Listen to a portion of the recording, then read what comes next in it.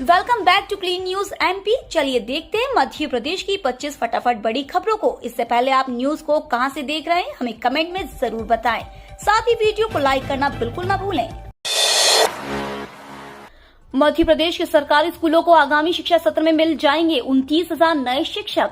मध्य प्रदेश के सरकारी स्कूलों को आगामी शिक्षा सत्र में 29,000 नए शिक्षक मिल जाएंगे। अभी इनकी भर्ती की प्रक्रिया चल रही है। इनमें प्राथमिक, माध्यमिक व उच्च माध्यमिक कक्षाओं में अध्यापन कराने वाले शिक्षक शामिल होंगे। इनकी भर्ती शिक्षक पात्रता परीक्षा 2018 के तहत की जा रही है। उच्च माध्यमिक व माध्यमिक शिक्षक के 11,000 पदों पर भर्ती होगी। वहीं प्राथमिक शिक्षक के करीब 18,000 पदों पर भर्ती नवम्बर से शुरू हो जाएगी। आगामी शिक्षा सत्र में सरकारी स्कूलों में 80,000 खाली पदों में से करीब 29,000 पदों पर भर्ती पूरी कर ली जाएगी।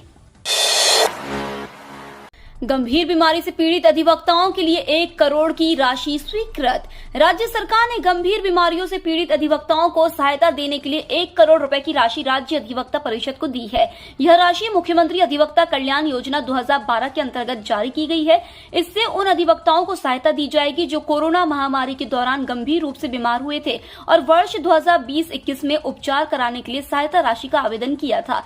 इस योजना के तहत अधिकतम 1 लाख रुपए की सहायता दी जाती है और यह सहायता उसी अधिवक्ता को दी जाती है जिसकी सालाना आय 5 लाख रुपए या उससे कम है। युवाओं को आत्मनिर्भर बनाने उच्च शिक्षा विभाग की पहल।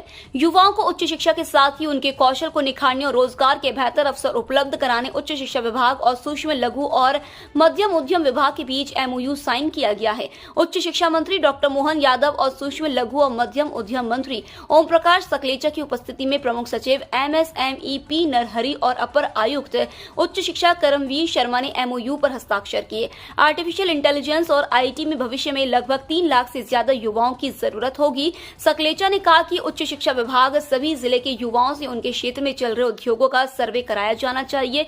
इससे न सिर्फ हमें उद्योगों का डाटा मिलेगा बल्कि युवाओं को इस एक्सपोजर से प्रेरणा भी मिलेगी।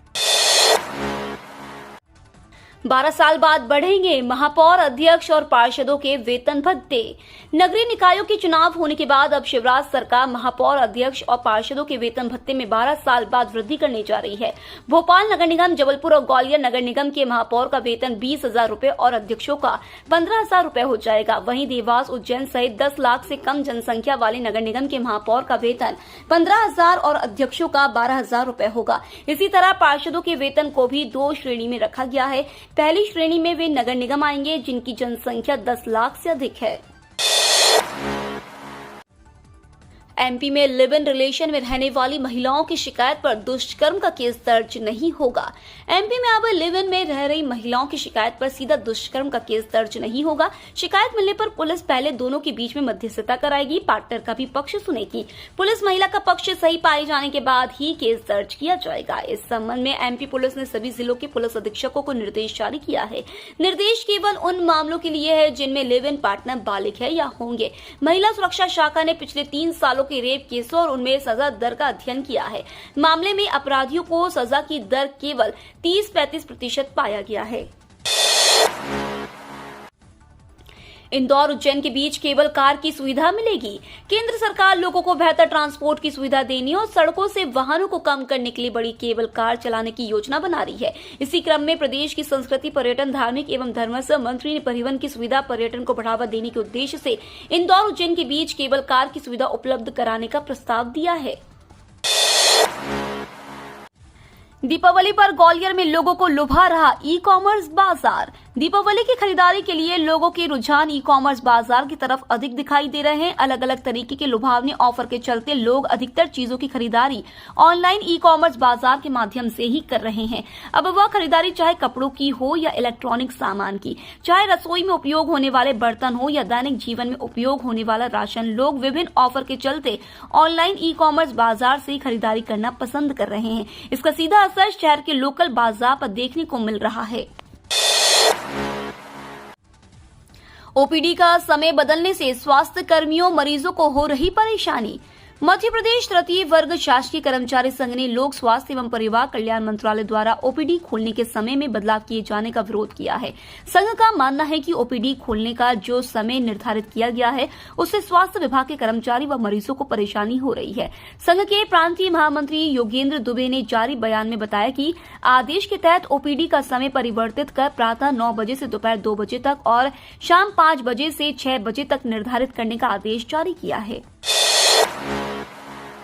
निजी स्कूलों के लिए बड़ी खबर, 116 करोड़ की राशि जारी, 22 जिलों को मिलेगा लाभ।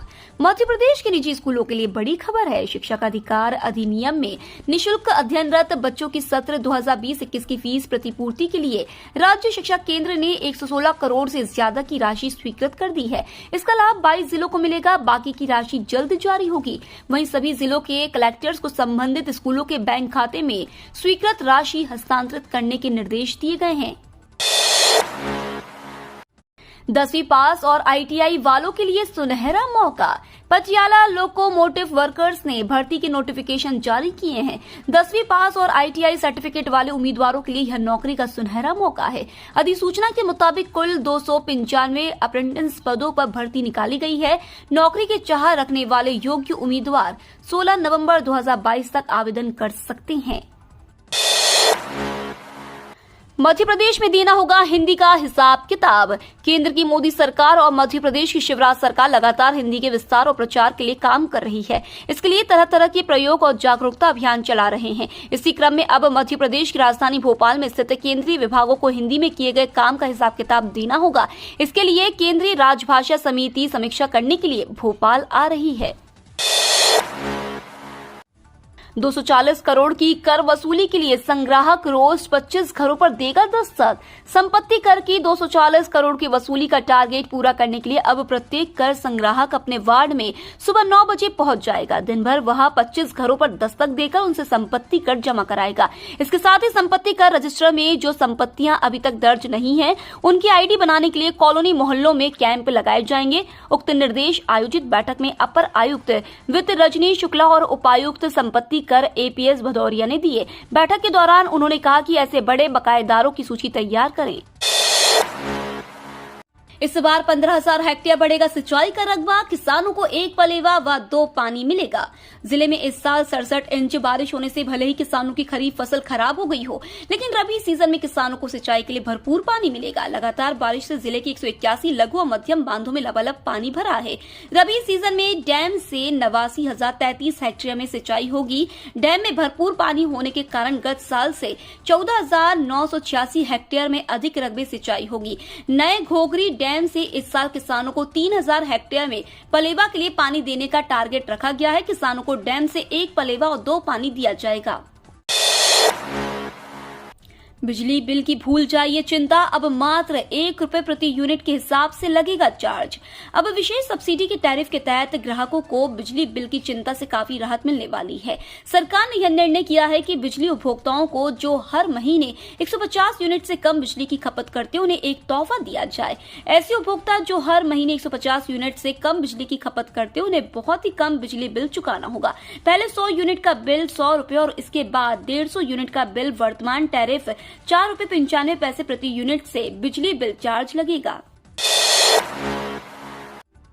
पंचायत प्रतिनिधियों से विधानसभा चुनाव के समीकरण साधेगी कांग्रेस। अगले साल होने वाले विधानसभा चुनाव में पार्टी की जीत सुनिश्चित करने के लिए कांग्रेस पंचायत प्रतिनिधियों के माध्यम से स्थानीय समीकरण साधेगी।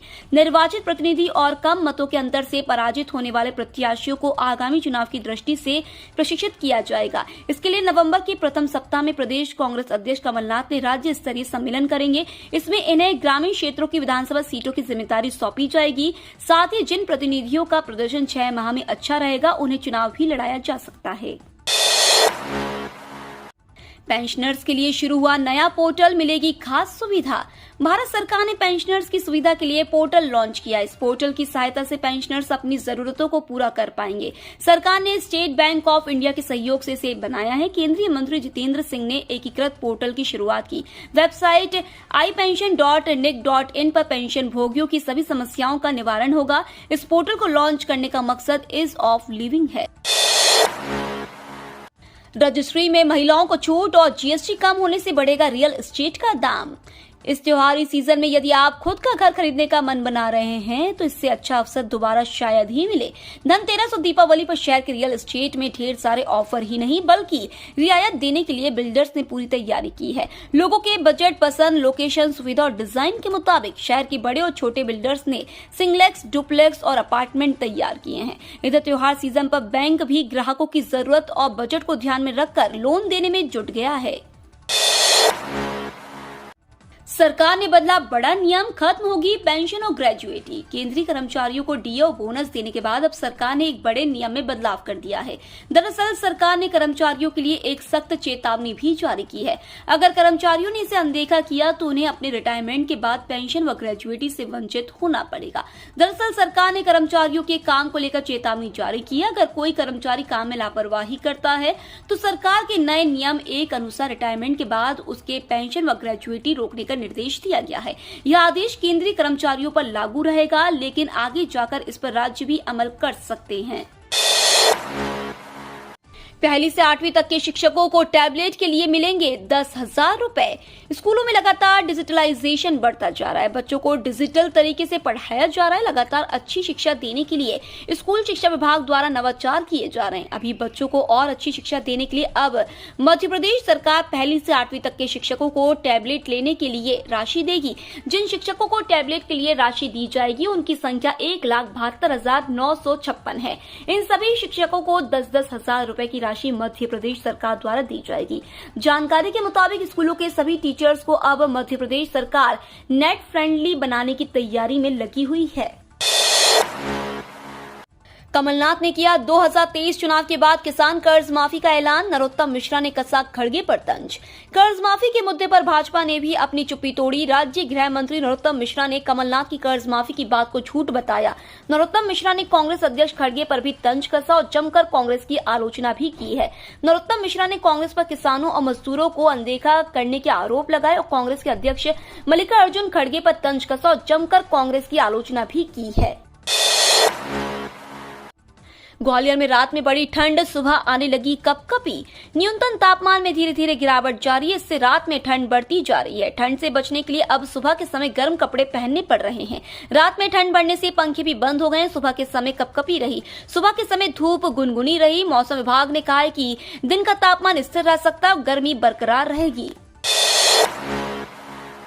विश्व कप को लेकर पाकिस्तान की धमकी पर बोले अनुराग ठाकुर। अनुराग ठाकुर ने कहा है कि यह बीसीसीआई का मामला है, वही इस पर फैसला लेगी। भारत खेल का पावर हाउस है। वनडे विश्व कप अगले साल यही होना है। सभी बड़ी टीमें इसमें हिस्सा लेंगी। आप भारत को अनदेखा नहीं कर सकते। भारत ने खेल में बहुत योगदान दिया है। ठाकुर ने एशिया कप 2023 पर कहा कि पाकिस्तान में सुरक्षा की चिंता को देखते हुए गृह मंत्रालय इस पर फैसला लेगा। खेलो इंडिया यूथ गेम्स का ऐलान। मध्य प्रदेश के 8 शहरों में होंगे। खेलो इंडिया यूथ गेम्स पहली बार मध्य प्रदेश में आयोजित होंगे। यह इन खेलों का 5वां संस्करण होगा। मध्य प्रदेश के मुख्यमंत्री शिवराज सिंह चौहान, केंद्रीय खेल मंत्री अनुराग ठाकुर और मध्य प्रदेश की खेल मंत्री यशोधरा राजे सिंधिया की मौजूदगी में गुरुवार को दिल्ली में आयोजित एक कार्यक्रम में इसकी आधिकारिक घोषणा की गई। मध्य प्रदेश के 8 शहरों में ये खेल आयोजित होंगे। मध्य प्रदेश के राज्य खेल मलखंभ को भी खेलो इंडिया में स्थान मिला है। अगले साल काबू में आ जाएगी महंगाई। आरबीआई की मौद्रिक नीति समिति की सदस्य आशिमा गोयल ने कहा कि केंद्रीय बैंक द्वारा बार बार ब्याज दरों में बढ़ोतरी से महंगाई पर काबू पाने में मदद मिलेगी। उन्होंने आगे कहा कि भारतीय रिजर्व बैंक के प्रयासों से महंगाई दर के अगले साल 6% से नीचे आने की उम्मीद है। गोयल ने आगे कहा कि प्रमुख दरों में बढ़ोतरी ने महामारी के दौरान होने वाली कर्ज दरों में कटौती के रुख को बदल दिया है, लेकिन वास्तविक ब्याज दर अभी भी इतनी कम है कि इससे अर्थव्यवस्था को नुकसान नहीं होगा। इंदौर सराफा, रतलाम सराफा और उज्जैन सराफा बाजार में सोने और चांदी के रेट। मध्य प्रदेश के इंदौर सराफा बाजार, रतलाम सराफा बाजार और उज्जैन सराफा बाजार में सोने और चांदी के रेट में आंशिक गिरावट दर्ज की गई है। इंदौर सराफा बाजार में सोने का रेट 150 रुपए घटकर 51,600 रुपए प्रति 10 ग्राम और चांदी का रेट 200 रुपए घटकर 56,900 रुपए प्रति किलो पहुंच गया है। इंदौर सराफा के ज्वेलर्स का कहना है कि धनतेरस पर कीमतों में ज्यादा तेजी की गुंजाइश कम है। जानकारों के मुताबिक अंतर्राष्ट्रीय बुलियन वायदा मार्केट के साथ ही निवेशकों की खरीदी कमजोर रहने से कामेक्स वायदा में मंदी रही। ये तो थी आज की 25 फटाफट बड़ी खबरें। अगर आपको न्यूज पसंद आई हो तो चैनल को सब्सक्राइब करना ना भूले। धन्यवाद।